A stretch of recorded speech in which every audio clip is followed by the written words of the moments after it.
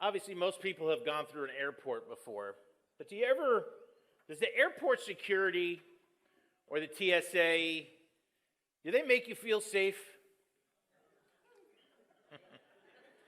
I know this is a comedy routine. I'm not doing it. I know some comedians go with this whole thing, but just hear me out. I'm leaving for Romania in 2 weeks. And while on that trip, I'll be dealing with 6 different TSA situations with all the stops and layovers just to get to there and then home. 6 different times I'll be dealing with security and customs. And all 6 of them have their own set of rules. Now, I'm a rule follower, not in my younger days, but now I am. Like, it's one of my OCD things. Like, I follow. So I try my best to pay close attention to when they're barking out all those orders at the airport, right? What to do with your shoes, your snacks, your computers, your iPads, your phones, your liquids, your creams, my belt, my hat, my hoodie, right? You know the drill. A couple of years ago when I think it was about 6 years ago, my first time going to Romania, we were coming into Germany, and I had to go through the TSA in Germany. And so I'm really paying attention because it's no joke. They really do have, like, their security guards are not in blue shirts, like just, like, here, go. They got guns. Like, they're really hanging around waiting for something big to go down. And so I'm really paying attention. And every airport was so different, that I left my iPad in my backpack. I could have sworn he said computers, but no, iPads leave in. Well, I was wrong. Pulled me over to the side, and, I don't do a German accent, so I won't even try, but he was not happy with me. You would think I was trying to smuggle something into the country. I tell you, no iPad. That's not German, but, you get the point, right? Just yelling at me. I was freaked out. I'm like, okay, I'm sorry. And I didn't have a good iPad at the time, so I borrowed my wife's, and it was in this big, thick, pink case, too, But at least I know once I get through that I'm going to be on a safe flight. Because there's so many people that say, have a safe flight. I mean, what does that mean? I don't fly the plane. I have zero control over it. In this trip coming up in 2 weeks, the first leg of this trip alone is 10 hours. So I'm busy trying to waste 10 hours straight, sitting in a chair, 30,000 feet in the sky, watching Netflix and eating snacks that I normally would never eat.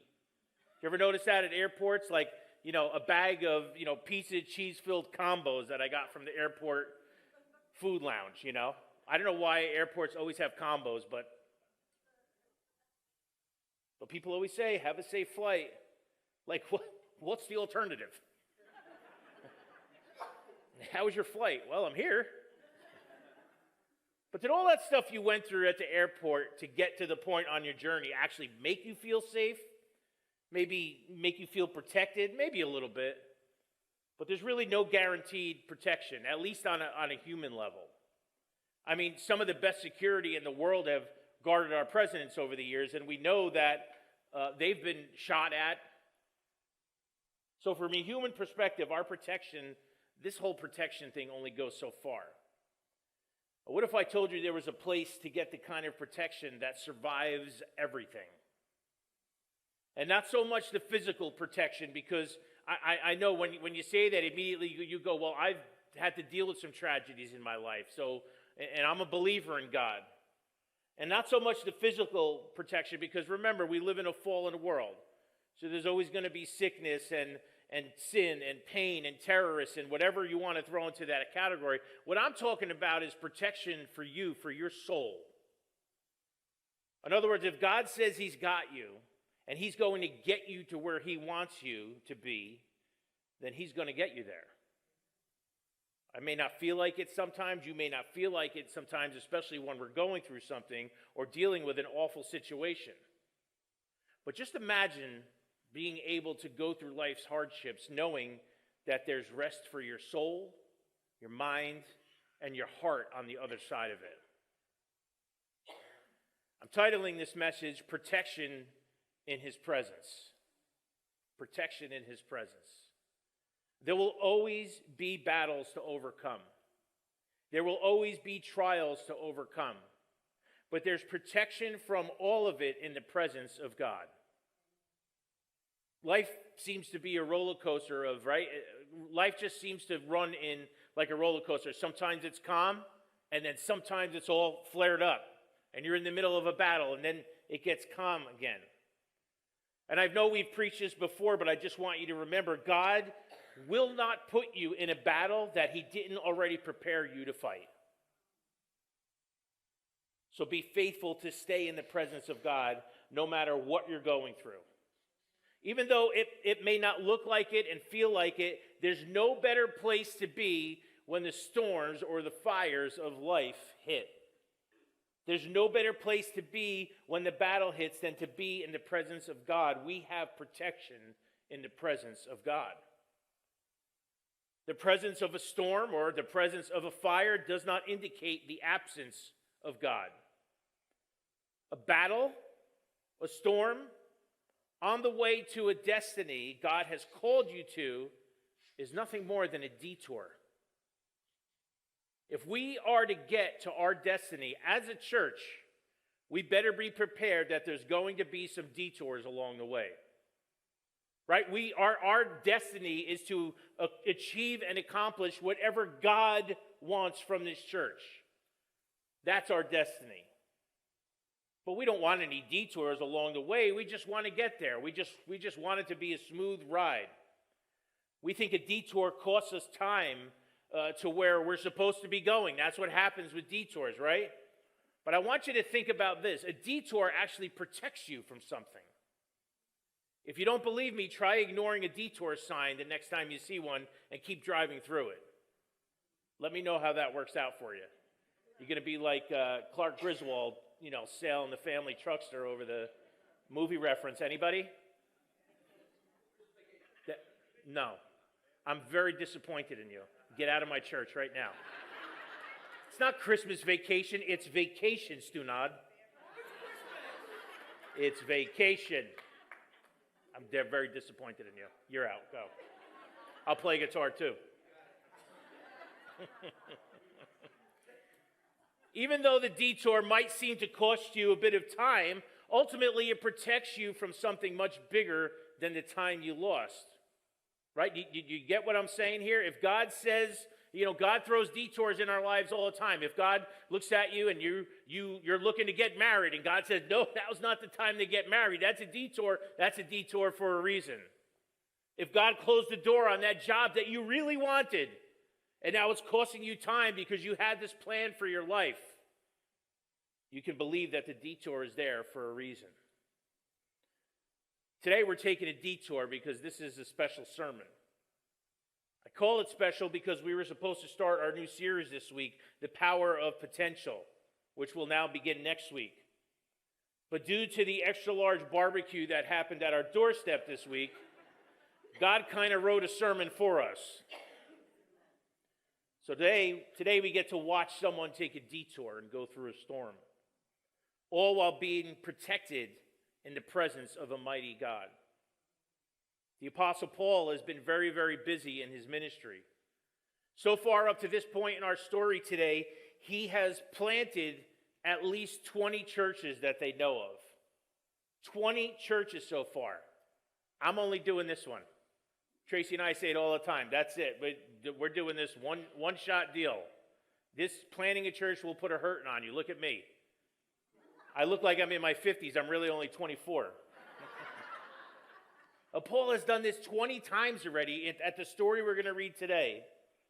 And so I want to give you a little backstory before we actually get into the journey with Paul. Paul happens to be a prisoner right now. And he's on his way to Rome to face Caesar, to stand trial before Caesar. He's been assigned a centurion guard who's accompanying him through this journey to make sure that Paul actually arrives in Rome. And so they begin their journey on a boat. I'm going to give you a couple scriptures just to kind of give you a familiar place of where we are. We'll be in the book of Acts today, Acts 27 and 28. Don't worry, we're not reading them all. I'd like to welcome those online who are joining us today. Doesn't it smell good in here?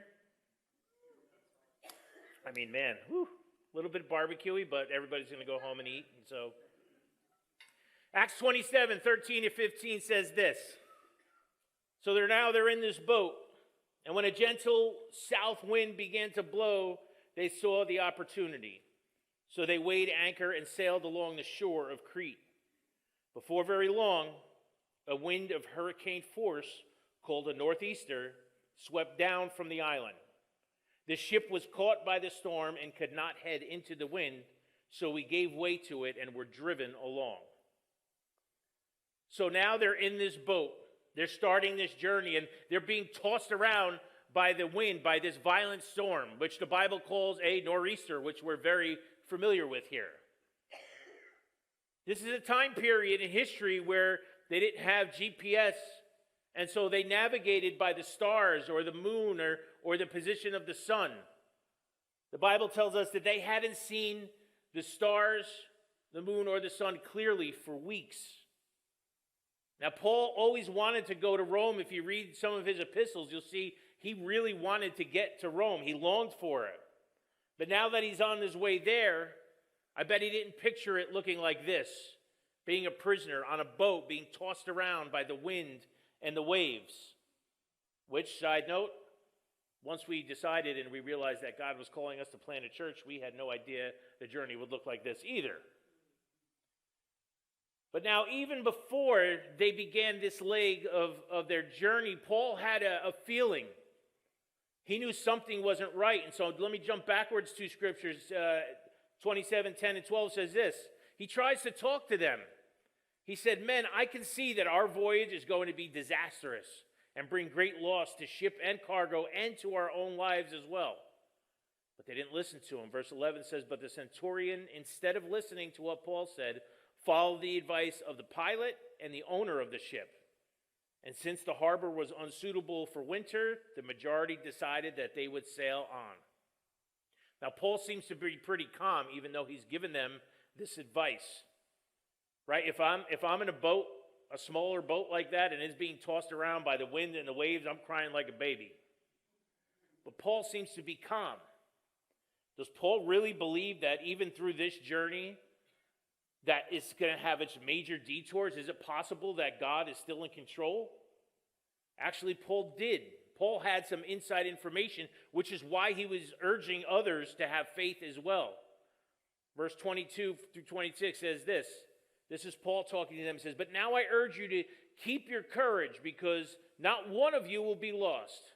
Only the ship will be destroyed. Last night, an angel of the God to whom I belong and whom I serve stood beside me and said, 'Do not be afraid, Paul. You must stand trial before Caesar, and God has graciously given you the lives of all who sail with you.' So Paul says, 'So keep up your courage, men, for I have faith in God that it will happen just as he told me. Nevertheless, we must run aground on some island.'" Now, Paul knows that no matter what this looks like, God told him he is going to get to Rome. At one point, some of the guys even try to sneak off and take one of the lifeboats, and they start to drop it down, and they try and get a couple of guys trying to get it. And Paul calls them back. He said, "God said all of us would be saved. So you can't go jumping off, and you can't go sneaking off. Come on back on the boat.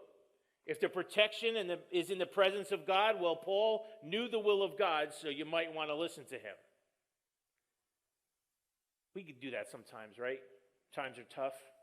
You want to jump ship, right? You just can't take it anymore. Honestly, if I'm being honest, there have been some things that have happened even before we launched the church that kind of made me go, "Man, where's our escape hatch here?" You know? But God has showed us time and time again, ride this out. I'm with you. That's why the scripture says, "Those who wait on the Lord will renew their strength." So for Paul and his traveling partners, they rode it out. The Bible goes on to describe that 2 more weeks passed, and they were tossed about the seas until one night they think they spot land up ahead. But it was dark, and they knew that there was sandbars and rocks to deal with, and so they anchored down in the dark and waited for sunrise. Then in the morning they lifted their anchors and they headed for land, except the boat hit a huge sandbar and completely blew apart. Some of the people swam to land. Others grabbed pieces of wood and articles from the boat, and they drifted and they floated on debris. And that's how they wind up on this island. And that's where we pick up our story this morning. Acts 28, 1 through 6. I'm going to read you the whole story. Once safely on shore, we found out that the island was called Malta. The islanders showed us unusual kindness. They built a fire and welcomed us all because it was raining and cold. Now Paul gathered a pile of brushwood, and as he put it on the fire, a viper driven out by the heat fastened itself to his hand. When the islanders saw the snake hanging from his hand, they said to each other, "This man must be a murderer. For though he escaped from the sea, the goddess of justice has not allowed him to live." But Paul shook the snake off into the fire and suffered no ill effects. The people expected him to swell up or suddenly fall dead, but after waiting a long time and seeing nothing unusual happen to him, they changed their minds and said he was a god. Now there were 276 people on board. Our story just told us that they welcomed all of them with unusual kindness, and they made a fire to warm them up. Warming up 276 people means that was a pretty big fire. Now we have Paul, and he goes and he picks up a bundle of sticks. Why? Because the fire needs to be replenished, and so that's what he's doing. And don't forget, in the book of Acts, this is all being written down by Luke, the same Luke who is a doctor who wrote the Gospel of Luke, and he's watching this happen. He's watching Paul, the leader now, the one who basically gave them and saved them and the captains and all that, and Luke's life, he's the one going and getting brush for the fire. Paul gives us a great object lesson in leadership there, that no job is too small for a servant. And that's what we are, servants. I can't tell you how many people put in time and effort this week just to get you to sit here comfortably today. I can tell you the amount of firemen and women who put their own safety at risk Wednesday through yesterday just so you and I could be here this morning. Paul was a leader, and so Paul was picking up sticks, helping the process of serving others to keep them warm.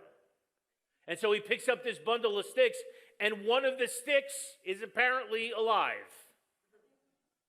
And in front of all these people, 276 people, and now all the natives, they see this. And so these were pagans on this island. They were neither Jew or believers in Jesus, but somehow, intuitively, they have a sense of right and wrong. They believe that this snake latched onto Paul because he was evil and he needed to die. They believe wrong will be punished and right will be rewarded. That's their pagan theology. That's what they have to go on. It's all they knew up until this point. I got to think, though, Paul has to be like, are you kidding me? First, I become a prisoner. Then I'm nearly killed at sea for weeks. Now I'm finally on dry land. I'm doing my thing. I'm helping out. I pick up a bundle of sticks, and there's a viper in it. This isn't some common garter snake. This is a poisonous viper. I got to think Paul's got to be like, you got to be kidding me. And now the thing, it's latched on. So I don't know if it's latched or, it's entwined and latched on or what it's doing.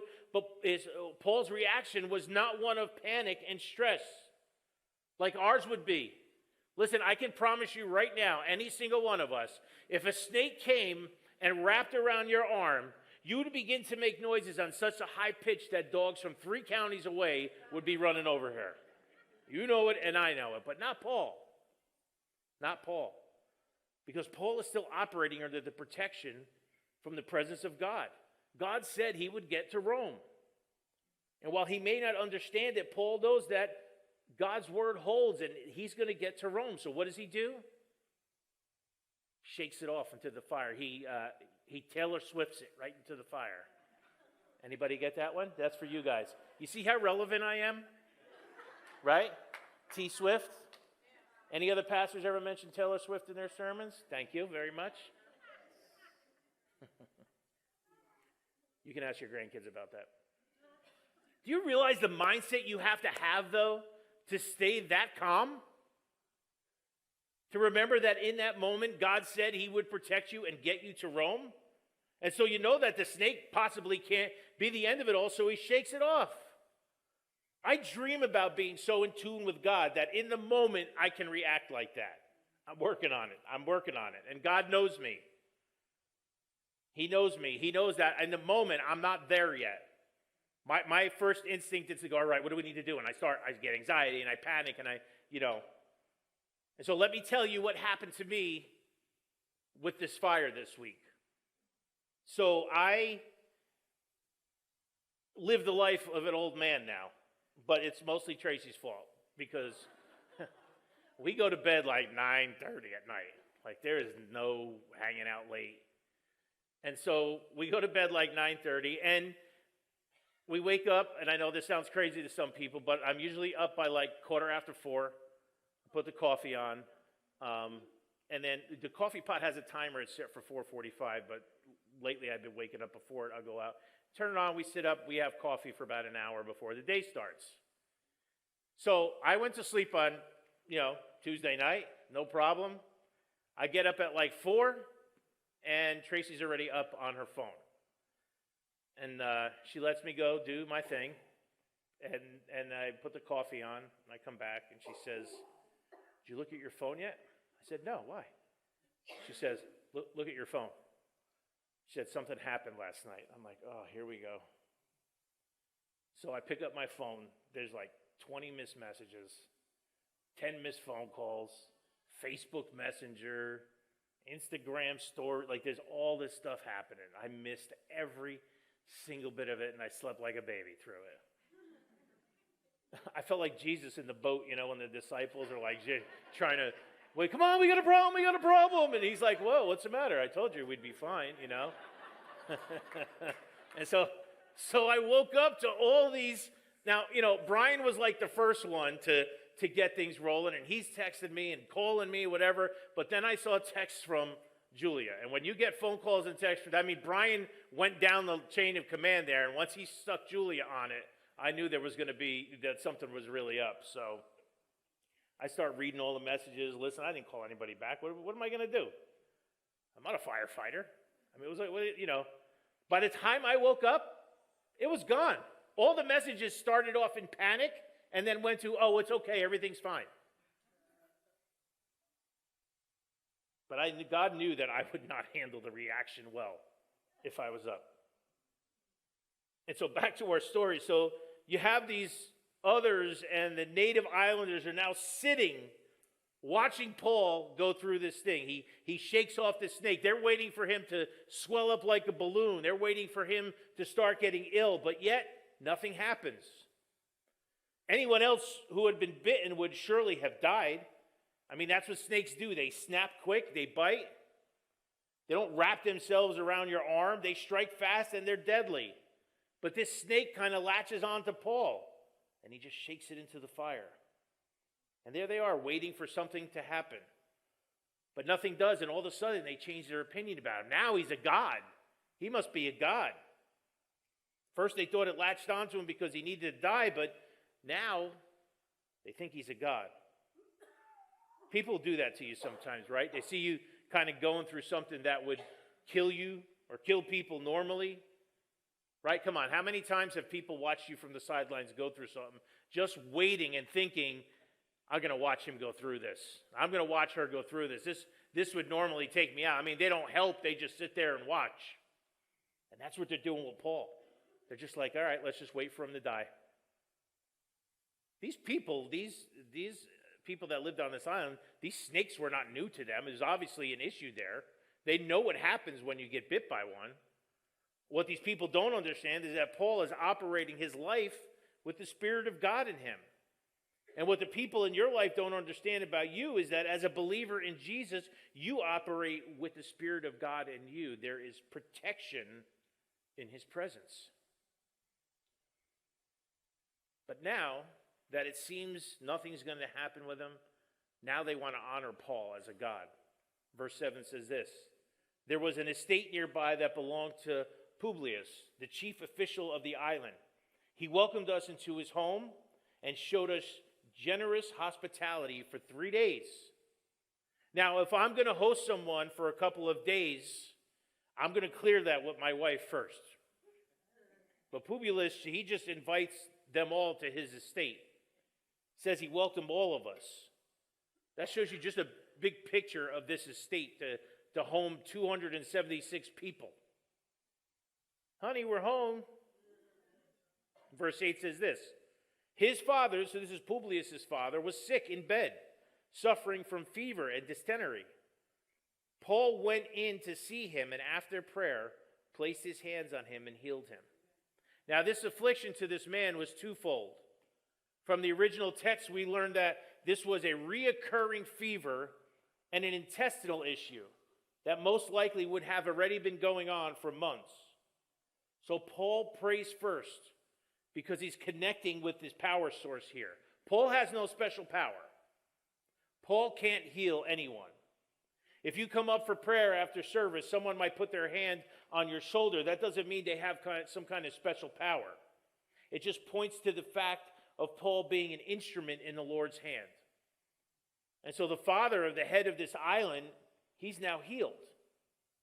And do you think after that these people are going to start listening to what Paul has to say? Absolutely. Verse 9 says, and when this happened, the rest of the sick on the island came and were cured. Once this happened, they all came out to be healed. Reminds us a lot of the scenes where Jesus healed people. Jesus would heal someone or a couple of people, and then everybody would come out as well.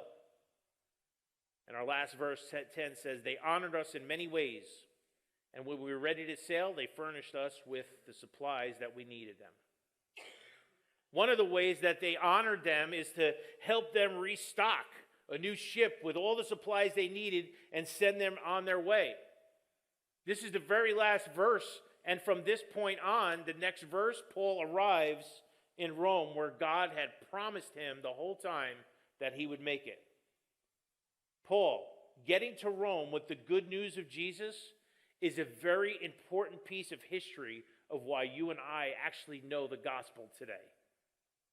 He had to get there. Even though he went through the storm, there is protection in his presence. I have to be honest, I was uncomfortable with this sermon at first. Because just a few weeks ago, a thriving church not far from here was burnt to the ground. So I kind of had like a pastoral survivor's remorse almost.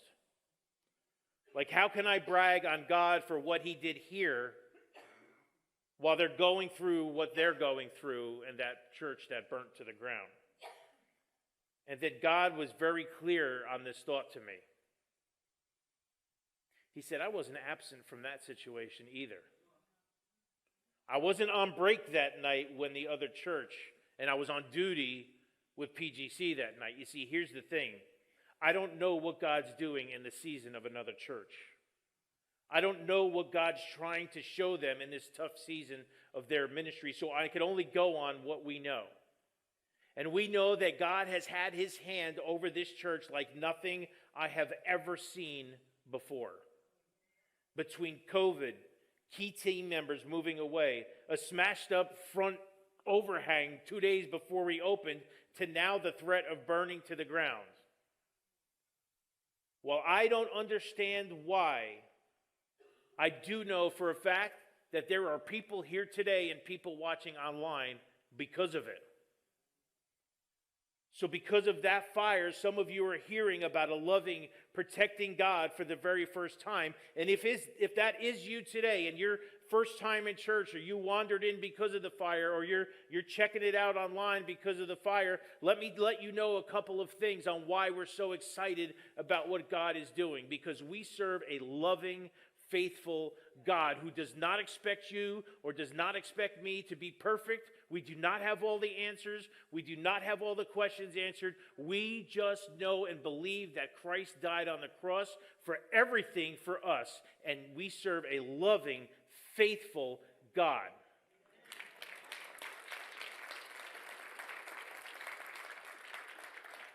God's hand of protection has been over this church, which means only one thing to me.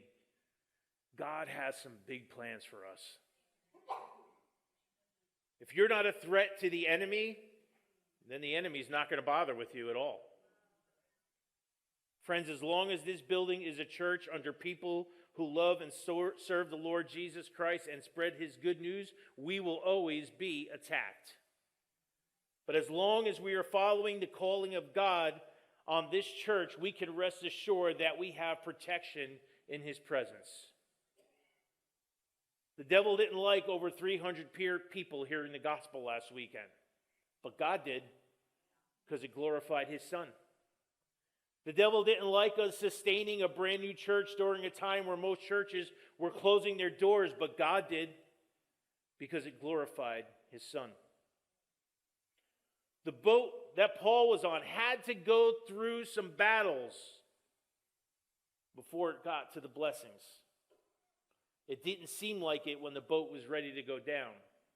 It didn't seem like it when they began throwing all their gear overboard. It didn't seem like it when the ones who couldn't swim were holding on to a piece of wood floating around like Jack from Titanic. If God's in control, God's in control. And if God is in control of everything, then God surely had control over the wind and the waves of Paul's boat. Jesus proved it to his followers when he himself calmed the wind and the waves. So if God is in control, then God sent that boat straight into the storm, because he knew there were people on that island called Malta that needed to hear about his son, Jesus. There were people on that island that needed to be healed. Those people may have never heard the good news of Jesus before. And there are people on that island that may never felt the healing power of Jesus before. So let me switch that to you for a second. There are people in this community that need Jesus Christ. There are people in this community that need to be healed. There are people in this community that need to hear the good news of Jesus. And there are people here in this community that may never felt the presence of God sustaining power in their life if that fire didn't happen. But in order to get there, Paul had to fight through what he went through. In the middle of dark and scary seas is where God did his absolute best work. It was a huge blessing to the people of that island and to Paul. But Paul had to go through the battle to get through to the blessing. God has his anointing on this place because his gospel is being preached. It's reaching people and it's working. People's lives are being radically changed through this building that God is working through. God has big plans for us, and we will continue to go through some stuff. As long as this place is a threat to the devil, then we are always going to be dealing with something. And this world will try to throw everything it's got at a thriving church, but greater is he that is in this place than anything that is in the world. Because that's a promise from God, that we have protection in his presence. So whenever this life has seemed to overwhelm us, whenever this life may make you feel like you want to give up, we will cling to all, God, that you have promised us. It'll always be enough. When the world around us crumbles and it's hard for us to understand, God, we will run to you, our shelter, for we are safe within your hands. You are our help forever. We will not fear. God, you are with us. We know you are near. You will never leave us. And we will trust in you alone. We trust in you alone because in your presence is where we find our protection. Would you stand?